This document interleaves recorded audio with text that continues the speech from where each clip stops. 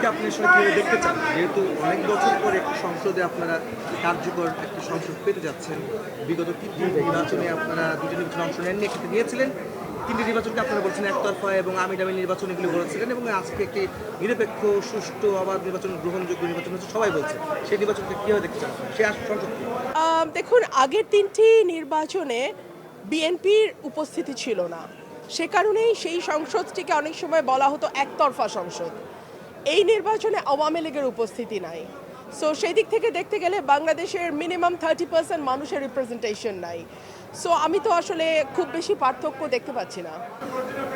আপা, সংবিধান না, সংস্কার পার্থক্য দেখছেন নাকি? তারপরেও তো আপনাদের যে দলে আপনি ছিলেন বিএনপি, সেই বিএনপি আপনার 49 প্রায় 50% ভোট তারা পেয়েছে, 50% মানুষের তারা ম্যান্ডেট পেয়েছে। সেটাকে আপনি কিভাবে দেখেন? সেখানে কি আপনি বলতে পারেন এত বছর পরে, 20 বছর পর আপনার দল বা সে বিএনপি ক্ষমতায় যাচ্ছে, এসেছে ক্ষমতায়, সেটাকে আপনি কিভাবে দেখেন? নিশ্চয়ই বিজয়ী দলকে আমি সবসময় অভিনন্দন জানাই, কিন্তু সেই সঙ্গে এটাও ভুলে গেলে চলবে না যে আমাদের 30% মানুষের কোনো রিপ্রেজেন্টেশন, মিনিমাম 30% মানুষের রিপ্রেজেন্টেশন এই সংসদে থাকবে না।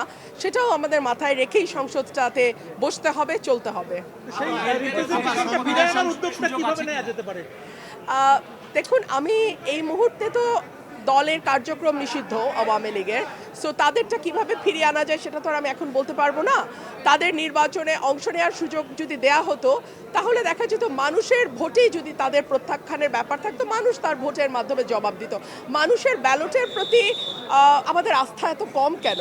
মানুষ তার জবাব সবসময় সঠিকভাবে দেয়। ধরুন আমার এলাকার কথাই ফর এক্সাম্পল, মানুষ কিন্তু ব্যালটে প্রার্থী বেছে নিয়েছে এবং এই সুযোগটা মানুষকে দেওয়া উচিত বলে আমি মনে করি। আপনাকে বিএনপিতে দিবেন? ফেরত যাওয়ার কোনো সুযোগ আছে কিনা আপনার? এখন পর্যন্ত না।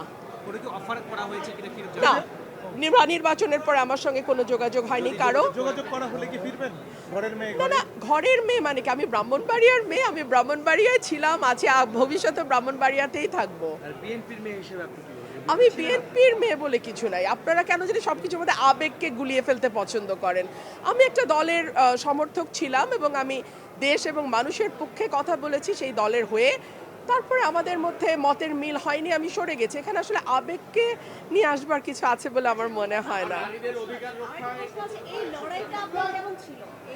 এই লড়াইটা আমার খুবই খুবই কঠিন ছিল ন্যাচারালি, বিকজ একজন স্বতন্ত্র প্রার্থী একটা দলের জোয়ারের বিপক্ষে দাঁড়িয়ে ভোট করা, ডেফিনেটলি এটা কঠিন ছিল এবং আমাকে নানানভাবে চেষ্টা করা হয়েছে সর্বশক্তি দিয়ে যাতে আমি হেরে যাই, বিকজ এটা একটা ইগো প্রবলেম হয়ে দাঁড়িয়েছিল যে দলের চেয়ে ব্যক্তির ইমেজ কেন বেটার হবে। সো এক ধরনের ইগো ক্ল্যাশ তো ছিলই, সো এটা ডিফিকাল্ট। ওটা আপনারা দেখেছেন, আপনারা তো দেখেছেন সবই। পার্লামেন্টে আপনার অবস্থান, বক্তব্য কি রকম হবে বিগত দিনে? দেশের পক্ষে, মানুষের পক্ষে, সাধারণ মানুষের পক্ষে এবং বিশেষ করে আমার নির্বাচনী এলাকা সরাইল, আশুগঞ্জ এবং বিজয়নগরের একাংশ অত্যন্ত অবহেলিত, পিছিয়ে পড়া এবং প্রান্তিক মানুষ সেখানে বাস করেন। তাদের ভাগ্য এবং জীবন মান উন্নয়নে আমি সর্বাত্মকভাবে কাজ করব। আপা, এবার নির্বাচনে নারীদের পার্টিসিপেশন একেবারেই কম ছিল, সেই জায়গা থেকে নির্বাচিত হয়েছে হাতে গোনা কয়েকজন।